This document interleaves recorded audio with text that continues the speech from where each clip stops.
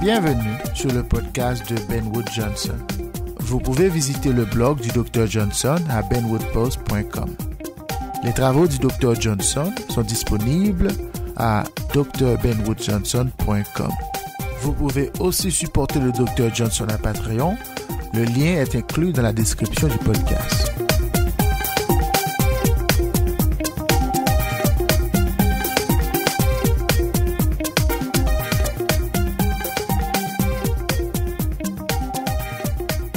Hey, bienvenue sur le podcast de Benwood Johnson. Aujourd'hui, c'est le 22 octobre 2018. C'est le podcast numéro 21. Une fois de plus, je suis extrêmement ravi de vous avoir ici avec nous cette semaine. Nous continuons de débattre le concept de la pensée humaine. Nous continuons de discuter sur le mystère de la pensée humaine. Mais cette semaine, nous allons rentrer un tout petit peu en profondeur dans les caractéristiques de la pensée. Nous allons examiner quelles sont les caractéristiques d'une pensée. Qu'est-ce qui rend une pensée une pensée? Comment peut-on déterminer ce qu'est une pensée? Maintenant, il faut comprendre que ce concept est un peu compliqué. C'est-à-dire, ce podcast ne va pas fournir des réponses ou des explications assez exténuantes, assez extensives, assez approfondies comme ça sur le sujet. Mais c'est une façon de faire démarrer, de faire déraper, si on veut, la conversation. Ainsi, nous allons essayer de comprendre pourquoi la pensée humaine est si difficile à déceler, si difficile à comprendre et si difficile à expliquer, à appréhender et tout ça. Nous allons essayer de comprendre pourquoi la pensée humaine ou peut-être l'esprit humain est si difficile à appréhender. Et nous allons essayer de déceler comment la fonction de l'esprit humain pourrait se comprendre. Il faut comprendre que le concept de la pensée humaine n'est pas quelque chose que l'on peut expliquer d'une façon assez facile. C'est pas quelque chose qu'on peut expliquer d'une façon assez vague comme ça. Et l'une des raisons pour lesquelles ce n'est pas facile d'appréhender ce concept, c'est parce qu'il n'y a pas d'entente, il n'y a pas de consensus en ce qui a trait à ce qu'est la pensée humaine. Il n'y a pas d'accord général, si on veut, en ce qui a trait à ce qu'est une pensée humaine. Il n'y a pas d'accord à propos de ce que la pensée ou ce que l'esprit humain peut accomplir. Et l'une des raisons pour lesquelles c'est un peu difficile à apercevoir, c'est parce que nous avons tendance à voir l'esprit humain d'une manière différente, d'une manière assez distincte comme ça. C'est pourquoi il n'y a pas d'entente, il n'y a pas de consensus à propos du sujet. Dans ce podcast, je propose d'examiner le sujet sur un point de vue ontologique, c'est-à-dire sur un point de vue philosophique. Ainsi, sans plus tarder, rentrons d'emblée dans le débat.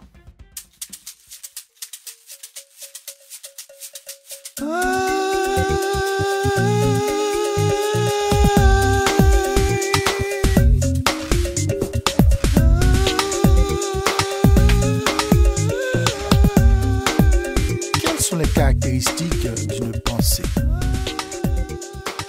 Quand nous parlons de la pensée humaine, de quoi est-ce que nous parlons?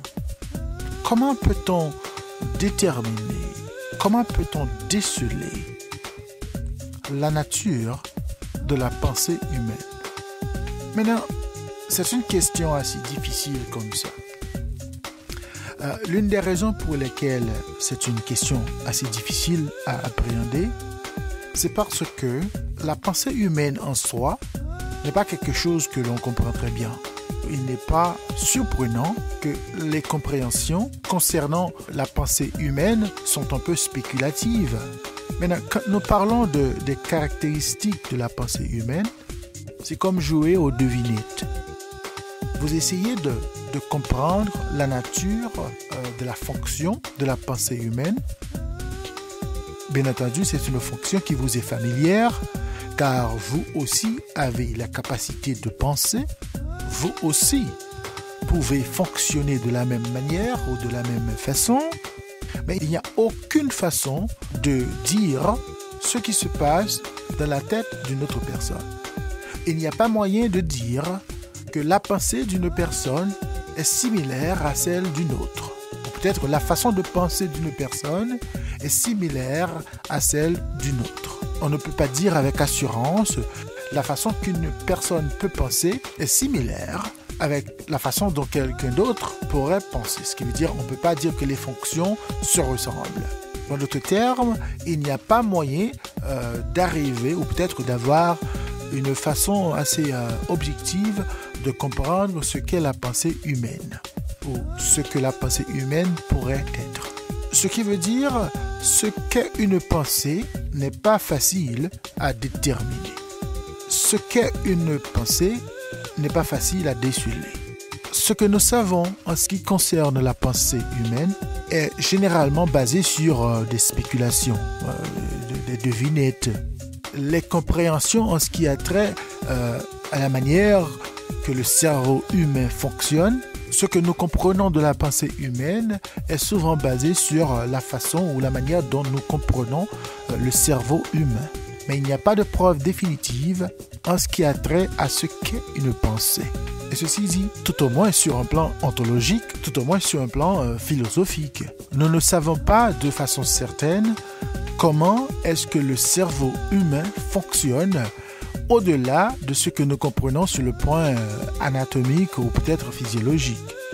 Même quand je reconnais que le cerveau humain et d'autres organes pourraient avoir un rôle clé dans la fonction ou peut-être dans la production d'une pensée, je ne pourrais pas dire que le cerveau humain est le seul catalyseur, disons plutôt, est la source de cette fonction. C'est-à-dire, je pense qu'il y a d'autres entités, il y a d'autres éléments, peut-être en dedans ou au dehors du corps humain, qui contribuent à la production d'une pensée.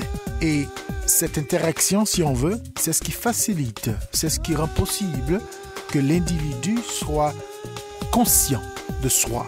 C'est-à-dire que l'individu se retrouve conscient de sa personne, dans son monde, et se retrouve à travers les autres entités qui l'entourent. Il faut quand même se rappeler que dans les podcasts précédents, j'ai parlé un tout petit peu de la pensée humaine comme étant une conversation que l'être est en train d'avoir avec soi-même. J'ai aussi parlé du moment où l'être devient conscient de soi-même et il devient conscient aussi des autres entités qui sont à l'intérieur ou à l'extérieur de soi-même. Cette prise de conscience, j'argumente dans les podcasts précédents, c'est ce qui facilite à l'individu de se questionner, d'avoir une conversation avec soi-même, de débattre ce qui est en train de lui passer autour de soi. C'est ce qui pousse l'individu à parler de soi, à parler des autres. En ce sens-là, quand nous parlons des caractéristiques de la pensée humaine, nous devons tenir compte que le cerveau en soi n'est pas la seule entité qui pourrait faciliter la pensée humaine. C'est-à-dire, il y a d'autres entités qui stimulent la pensée ou peut-être la production de la pensée. Et ces entités ne sont pas forcément à l'intérieur de l'individu, elles ne sont pas forcément dans l'environnement où l'individu évolue, mais c'est une cohabitation, si on veut dire, c'est une amalgame d'entités qui affectent l'individu d'une façon ou d'une autre et qui le rend conscient de soi. Si nous allons considérer ou peut-être voir une pensée, ou débattre, ou définir une pensée humaine comme étant une conversation que l'individu est en train d'avoir avec soi-même, nous devons aussi bien reconnaître que cette conversation ne pourrait avoir eu lieu entre deux ou plusieurs entités. À partir de cette compréhension, on peut dire que le cerveau, par soi-même, ne peut pas expliquer c'est quoi une pensée en soi. Alors, c'est pourquoi il est mieux de chercher à comprendre la pensée humaine à partir d'une lentille ontologique ou d'une lentille philosophique. Il faut quand même signaler que je ne cherche pas à désapprouver les avancées médicales, les avancées scientifiques en ce qui concerne la façon dont le corps humain fonctionne, tout au moins au point de vue anatomique. Ce n'est pas l'objectif de ce podcast, ce n'est pas l'objectif de cette conversation, ce n'est pas ce que j'essaie de faire ici. Ce que j'essaie de faire, c'est d'essayer de comprendre la nature de la pensée humaine au-delà d'une définition anatomique, au-delà d'une définition physiologique, au-delà d'une définition psychologique. Parce que la capacité d'une personne à penser a quelque chose de beaucoup plus profond en soi. Si on devait analyser la pensée humaine à partir d'une lentille anatomique, il y a certains aspects de cette entité que nous ne pourrions pas déceler à fond. Il y a quelque chose de beaucoup plus profond qui est en train de se passer dans l'individu. C'est pourquoi la conscience humaine ne pourrait pas s'expliquer sur un point de vue psychologique, sur un point de vue physiologique, peut-être sur un point de vue anatomique. Il y a quelque chose d'autre qui est en train de se passer dans le corps humain, qui facilite, qui permet à l'être d'être conscient de soi. Maintenant, j'essaie de déceler les mécanismes de cette fonction. Maintenant, nous pourrions essayer de déceler les mécanismes de la conscience humaine sur différents plans. Comme je l'ai dit dans d'autres podcasts, nous pourrions le faire sur un plan psychologique, sur un plan physiologique. Nous pourrions quand même le faire sur un plan psychologique. Nous pourrions le faire sur un plan anatomique. Mais mon objectif ici, c'est d'appréhender le sujet sur un point de vue philosophique. Qu'est-ce qui initie, qu'est-ce qui importe l'individu? Qu'est-ce qui l'amène à penser? Et ça, c'est la question que je me pose. Et ça, c'est la question que j'essaie de débattre, de déceler dans ce podcast. Alors, je dois l'admettre, il n'y a pas de consensus en ce qui a trait à ce qu'est une pensée. Je vous encourage à questionner les pensées que j'essaie de véhiculer dans ce podcast. Notre compréhension en ce qui a trait au sujet de la pensée humaine n'est pas totalement déterminée. Il y a des approches diverses, il y a des points de vue controversés si on veut. Mais comme j'ai essayé d'expliquer dans ce podcast, les caractéristiques de la pensée humaine ne sont pas assez faciles comme ça. Ce n'est pas aussi simple comme ça. Les caractéristiques de la pensée humaine ne sont pas faciles à déceler. Les particularités de la pensée humaine sont difficiles à expliquer. Et à cause de la complexité de la pensée humaine, ce qui veut dire que la personne n'est pas nécessairement capable de déceler ce qui est en train de se passer dans sa tête. Ce qui est sûr, c'est que l'être ne cherche pas à penser. Ce n'est pas une fonction que l'individu se dit « même je vais penser ». C'est quelque chose qui se déroule de façon automatique. L'être ne cherche pas à penser d'une façon explicite. La question qu'on doit se poser, pourquoi c'est comme ça? Comme nous allons débattre, l'idée de penser chez l'homme peut se comprendre comme une fonction automatique. Mais c'est quelque chose qui se passe dans tous les êtres vivants. C'est-à-dire, l'être n'apprend pas à penser. L'être ne décide pas quand il faut penser et quand il ne faut pas penser. Il ne revient pas à l'être de dire « moi je vais cesser de penser ». C'est continuel, c'est automatique. L'être est toujours en train de penser. Et c'est cette pensée continuelle qui propulse l'individu vers la reconnaissance de soi, vers la conscience de soi, vers la reconnaissance d'autres entités qui sont autour de soi. Et c'est ce qui permet à l'être d'être. Parce que le moment où l'être ne pense plus, l'être n'existe plus. La pensée en soi, c'est une indication de l'existence de l'être. C'est une indication de la survie de l'être. C'est à partir de cela que l'être est vivant. C'est à partir de cela que l'être existe. C'est à partir de cela que l'être subsiste. L'être est conscient.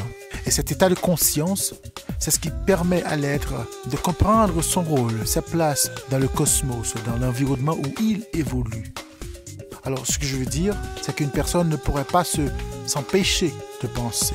Mais la question qu'on doit se poser, c'est comment peut-on déceler la nature de la pensée humaine? Et c'est peut-être ça la plus difficile dans tout ça.